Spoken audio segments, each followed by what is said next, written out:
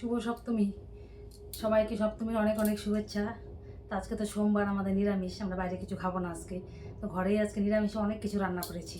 চলো দেখাই তোমাদের কি রান্না করলাম। হটপটে রয়েছে একদম গরম গরম ভাত, সাথে রয়েছে যে লেবু আর শসা আছে, করেছি মুগের ডাল লাউ দিয়ে, এই যে পাতলা করে করেছি, লেবু দিয়ে খাবো।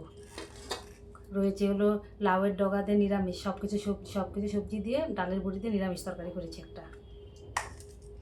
কপির ডাঁটা দিয়ে চচ্চড়ি করেছিলাম সকালে, সেটাই অল্প আছে। আর রয়েছে মটর পনির। কেমন হয়েছে মটর পনিরটা আমাদের। সাথে আছে লাল লাল টমেটোরের চাটনি। দুপুরে আজকে অনেক কিছু মেনু আছে আমাদের। খাওয়া নিয়ে বসে পড়েছি, ছেলে আর আমি ভাত খাবো।